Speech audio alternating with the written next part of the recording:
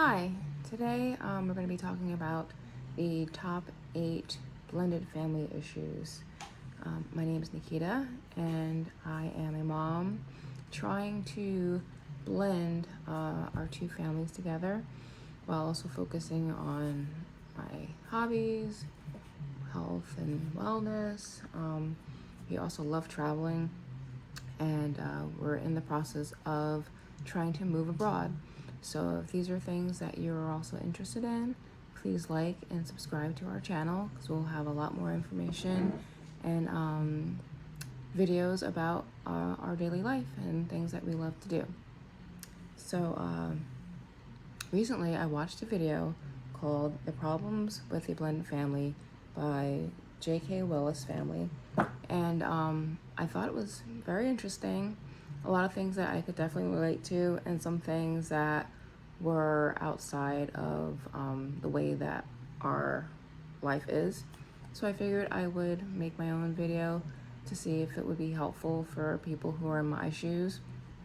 I'm currently engaged to a wonderful man, and I am in the latter half of my life. I'm 45 years old, so I have a little bit of a different experience than people who are younger, who are kind of starting out. We have older children, so I wanted to kind of give you guys a video from that perspective. So the first item I have is, I feel like the name blended family is kind of a misnomer, because when you think of blending, you're kind of thinking of, you put your fruit and your veggies into your mixer, and then everything comes out all pureed and incorporated, and you have a nice little smoothie. I think that when you're mixing two families together, especially when you're in the latter half of your life, when you're already kind of set in your ways and you have a way of doing things and you grew up completely different, it's less of blending and more of a vegetable soup or a chicken noodle soup. You kind of have all these ingredients in, and you have to give it time and heat, pressure to kind of incorporate all of the flavors and stuff like that. So I feel like when you call it a blended family, it gives the idea of a happily ever after, and like the Brady Bunch, where you had like two people with their 3 kids and everything was just hunky-dory and all good and no issues or anything that can be resolved within a 30-minute period. You know what I mean? That's not real life. We all have our baggage. We all have things that, we've dealt with in our life, traumas, triggers, and these are things that you bring into the other relationship. So how does that work? How do you handle dealing with baggage and dealing with traumas? It's, not only the parents, but also the children. Because I think separating from something that a child was accustomed to and then bringing them into another environment can be very difficult at times. So number 2, that brings me into the stepchildren. So how do you handle that? That is always an issue that you have to navigate. And I think it's best to navigate that from the very beginning. Mark, my fiance, right away asked my 2 kids. Now I have a son, he will be 11 in October, and my daughter, she's 7. I also have a 25-year-old that lives on her own. And he has 3 adult children as well that live on their own. So really it's just the 2 younger kids that we are co-parenting right now. And he asked them, what would you like me to call you? Do you want me to call you daughter? What would you like to call me? Do you want to call me dad? Do you want me to call stepdad? And in the beginning, they wanted to just call him stepdad. They weren't really comfortable with the whole dad thing. They felt like they were somehow hurting their dad's feelings by calling him dad. So it took them a while. Now they're comfortable calling Mark dad, and now they're okay with the idea that they have two dads. That just because they call Mark dad doesn't negate any relationship that they have with their actual biological father. But I don't believe that you should force that on your children. I believe it's something that you need to give them that option, because they're going through a lot of transition. So I don't think it's fair for them to be like, this new person's in the house, you need to call them dad, you need to do this, you need to do that. They are their own, independent human being. They should have a choice as to what they're comfortable with. And then as they become more comfortable, then, you can address that at a later date. So it's important to respect your child's boundaries and what they're ready for and what they're not ready for. Just because you fell in love with this person and you think everything's great, it takes a while. Even my 25-year-old daughter, when she first found out, because I came from a very toxic relationship in the past, so did Mark, and she was concerned. She wanted to make sure that I was making the right choice, and it took her some time. She had to come, she lives across the country, she had to come, meet him, find out that, he is a good person. She is very protective of her mama. So you have to respect that. You can't expect someone to just jump and be excited because you're excited. The third thing I want to talk about is discipline. So how are you going to discipline the kids? And because we are, advanced maternal age, I have no plans on having any kids with Mark. He's 53, 54, I'm 45, so that ship has sailed. So we don't have to, worry about there being a difference between, us having biological children together and then how we treat, our children together with the extended, stepchildren. But, it is important because we come from different, backgrounds and households and ways of doing things. What's the right way for discipline? Everyone's different. And as a mom, you can be very protective of your children and, getting upset if the person is, reprimanding your child for something, or, it's not a good idea to, be on the child's side and scold the adult in front of the children, because you're teaching that child that you don't respect the other adult, and you're teaching them that they can pretty much get away with whatever they want, because they know that mom will always take my side, so I don't have to listen to stepdad or, dad or whatever. And that is not good. That will cause a huge problem in the future. So I would say it's very important to have that conversation early. It's not easy. None of it is easy. Everything is going to be a lot of work and a lot of, communication. Communication is key when it comes to trying to blend two families. You can't just assume that someone's going to believe the same thing or have the same value system that you do, because that is not the case. Most likely you're going to have constant issues that you're going to have to keep addressing and keep kind of figuring out how you're going to come to a middle ground. And again, because we're older and we're set in our ways, it's a little bit more of a challenge to, figure out what's best, but communication, talking about it ahead of time, before you move in, before you get married, all right, how are we disciplining? And Mark made it clear. He said that, these are ultimately, your kids. I know what I would like to do, but you have total veto power if you don't think that that is the right way to go. And I appreciate the fact that he understands, but wants to also do his part. So we constantly talk. Whenever the kids have issues where we have to discipline, we will talk about it separately, away from the kids. We'll close the door, we'll have a conversation. Okay, what do you think we should do? What should be the consequences? How long should it be?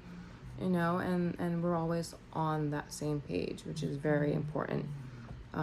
Because again, the minute your kids see that you're not on the same page, kids are manipulative. They will find a way to, get in there and cause division because they want what they want, They want to have their way, and they'll figure out whatever they can do to get their way. So that brings me to number 4, not being a united front. That comes with your kids, that comes with family members. If you are married to or engaged to this person that you want to spend the rest of your life with, it has to be the two of you. You cannot allow other people to bring in their own opinions and sour your relationship. And even your kids. Even though, you love your kids, you want what's best for your kids, but sometimes your kids don't really want what's best for you. They want what's best for them, because they're kids and that's all they see. Their brains aren't fully formed until I think they're like 21, 22 years old. So they're selfish. And you have to make sure that if you want to grow old with this person, that it's the two of you, that you are all on the same page. When my fiance is white, and when my dad first found out that I was engaged or dating a white guy, he was very suspicious, and I'll get into this later if you want to hear this, comment below and let me know. But Mark actually donated his kidney to me. I have kidney disease. My stage 5 kidney disease at that point. My kidney function was at 6%, and he said after 6 months of knowing me that he would get tested and see if he was a match. And he was, and we went through the process of the transplant, and everything's great. But it really took for him to go through all those validating steps with my dad to for him to realize that he's a good person, for him to realize that because prejudice is on both ends. Sometimes it's not just white people that are racist or prejudiced. Black people have our own issues from past situations, and we come with that kind of baggage as well.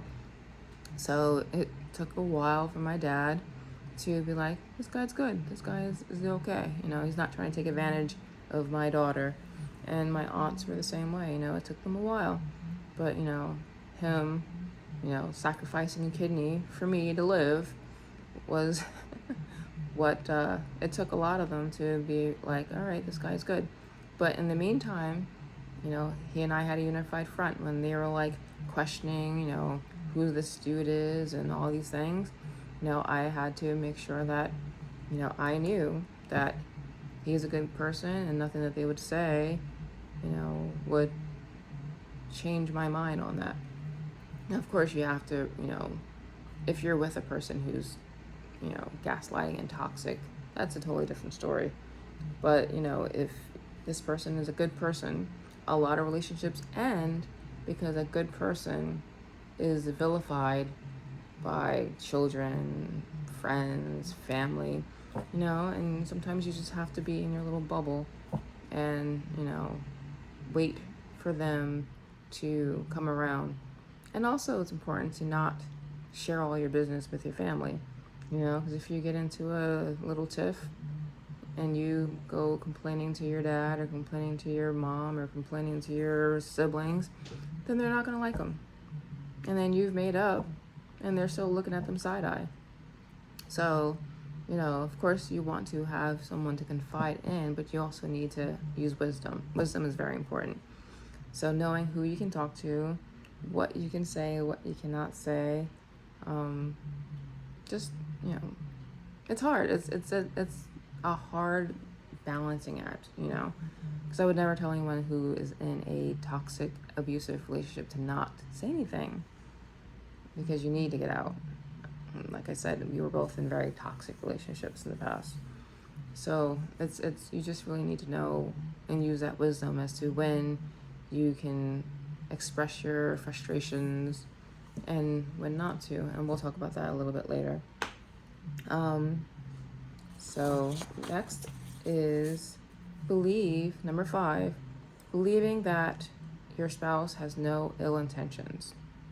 So if you are with this person and they do something that triggers you, you have to understand that what they're doing is not intentionally to bother you or to get you upset. Again, if they're a good person. Some people are gaslighting and some people are emotionally toxic and abusive. But we're talking about the good people, not the ones that you need to not even get married to and run from. But yeah, it's very important when you get into little arguments, or if they are triggering you by something that they're doing, that they're not doing it on purpose. You know, people don't usually, unless they're a narcissist or something like psychotic, they don't go around trying to upset people. You know, social media is a totally different thing. People get off on that, but that's a whole other situation. But if you're in a relationship with someone and you love each other, you have to believe that whatever happened, whatever they said, was not intentional. Once you start feeling like this person is your enemy, then it's just downhill from there. You know, you can't have that unified front. There's always going to be some sort of, you know, what they say, a little bit, a crack, like a little hole can like destroy a whole building with time, you know. So you don't want anything to come in and create that crack, create that division. So really believing that, you know, there's no ill will, they're not intentionally trying to hurt your feelings. And again, communication. So the minute that you felt triggered or you're getting upset about something, you need to talk about it. And you'd be like, you know what, that really hurt my feelings. And then, you know, if you guys have that communication, you know, they would, you know, come back and say, oh, that was not my intention. I didn't really mean to do that. And then you really need to look inside yourself and figure out, why did that hurt your feelings? What's the root cause behind that? Because it's never the thing that that person said. It's always something that triggered you by a past relationship, your childhood, something that is like muscle memory in you. And the minute that thing happens, you feel like you're under attack. You feel like something's happening to you. So you don't want to attack your spouse. That is not the right thing to do. We need to learn, especially as women, to just take a beat, relax, do some meditation, do some breathing, something. Don't go off, and just be vulnerable. Being vulnerable is so important. And just say, hey, you know, when you said that, that really hurt my feelings. And then go from there. And if your person is a quality person, then, you know, you will work through that, you know. If the person comes back and is like, you know, being jerky, probably need to go to counseling. But, you know, maybe that person is not someone you should be marrying if every time you talk about and are vulnerable, you know, they have nothing to say. They're incapable of apologizing. They're incapable of working through issues. That's definitely a red flag. Number 6 would be the issue with blending your family or the biological parents. So how are your relationship with your kid's parent? You know, again, we both come from very dysfunctional relationships, and those relationships are dysfunctional still. And navigating that is an obstacle for sure, is a challenging, causes lots of sleepless nights. But the one thing that you don't do is badmouth your child's parent in front of them. You always want to let them make their own decisions when they're older. Now, my 25-year-old, her, dad, I never said anything negative about him to her. And there were just so many times where she would cry because he would say he was coming and never came. And, I ended up being the bad guy for that. But, it was not my job to tell her at 5 years old, 10 years old, what kind of person her dad is. But she found out, she had to learn it on her own, and she knows the type of person he is, and she accepts him for who he is, It's never a good thing to bash your child's parent with them because it backfires. It always backfires.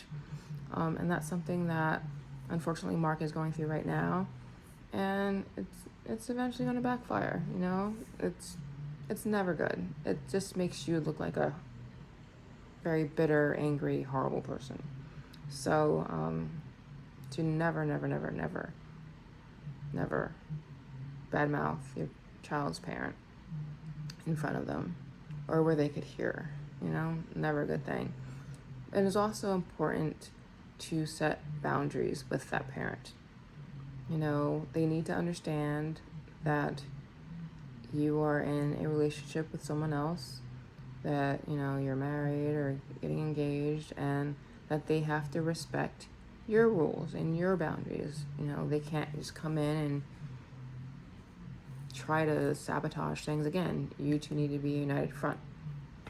So it's important to set those clear boundaries with your ex and make sure that they are not trying to sour your relationship with your kids as well, as best as you can. I mean, there's a whole group of alienated parents because that's what other parents do, and it's not nice and it's not fun, but it happens, and you just kind of have to be the better person. Not easy, but yeah, if you want to have a happy life, you have to rise above it, because I believe you reap what you sow. Karma is real. If you sending out that negative energy, it's going to come back sevenfold. And do you want to have that stuff come back on you? I don't.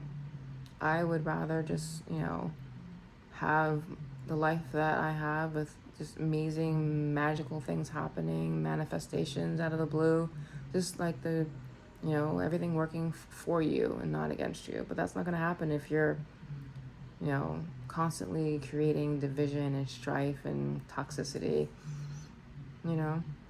even if it's, not you starting it, you have to rise above it. You have to be the bigger person.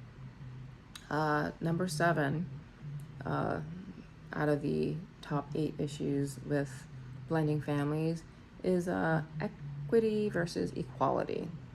So, equity is what's fair and impartial, and equality is the same. So, all kids are different, right? It sounds nice to treat all the kids equal, but that's not necessarily fair, right? So I have a 7-year-old and I have an 11-year-old. Should I treat my 7-year-old the same as the 11-year-old? No. My 7-year-old has a 9:30 bedtime. My 11-year-old has 11 o'clock bedtime. That's equity, not equality. So you have to think about those things as well when you're blending families, because, kids won't understand, the difference between how you're handling certain situations. But and again, that's where communication is really important. Setting out those clear expectations, those clear boundaries, those clear guidelines, and having that communication with your spouse as to, are we going to be equal or are we going to be equitable?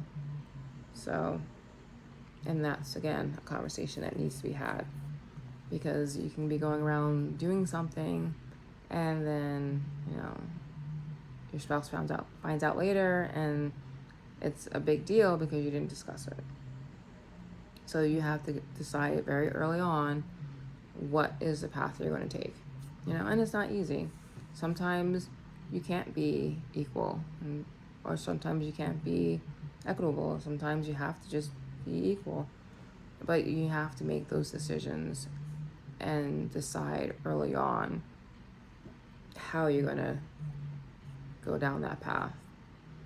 And then number 8 is be patient and don't rush the process. I feel like a lot of times when you're, in this relationship and you're so in love and you just want, again, that Brady Bunch thing. You want everyone to just get along, and you want everyone to call you mom and everyone to call them dad and just kumbaya. Well, that's not how it's going to be in the beginning. And maybe it is. Sometimes, things just kind of work out well. A lot of times they don't. You want to make sure that you allow time for that transition to take place, that you allow your kids to have a voice and to express how they're feeling.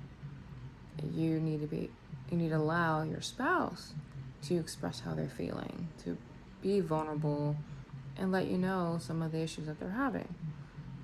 Because if you just sweep things under the rug, you're going to be that fake family, with a smile, but then inside they're like just not expressing what they're feeling. And then, 3 years later, they're asking for a divorce and you don't know why.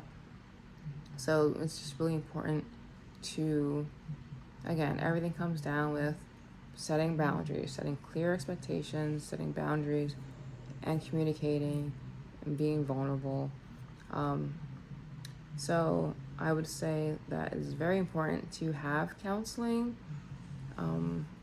before getting married, working through any of the issues that you're having coming into your relationship and trying to blend households, talking about your triggers, talking about what, how you're raised, how you're brought up, what your expectations are, what your value systems are, because they're all different.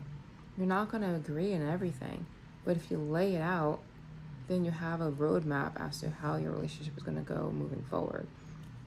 An amazing book that Mark and I read when we first got together, it's called The 7 Principles for Making Marriage Work. This book is absolutely amazing. It goes through every single step, pretty much breaking down your whole life in childhood and your, like I said, your goals, your traits, your experiences, your expectations, right? Like breaking it all down, writing things out, coming back together. It's work, which is what marriage and having a family is, work. And blending a family is even more work. So if you're wanting to be successful, you need to put in the work, and you need to, I would say, buy 2 copies. That's what we did. Bought one for Mark. I had one every day, maybe every week. We'd go through and read a chapter together, go through the homework, and that's where we got these tools. So if this is something that you would like me to kind of go over, I can go over, maybe each chapter and tell you the things that I really enjoyed from it. Just comment below with, yes, please, I want to know more about the 7 principles. And I will do another video of just on some of these principles. And again, if you want to hear about my kidney transplant journey, comment that below and I can do a video on that as well. But thank you so much for your time. I hope this was very helpful. And if there's anything that I forgot or something that you would want, that you think is very important, comment that below, and I can, talk about that in another video. So thank you so much for your time, and I hope you enjoyed it. Bye.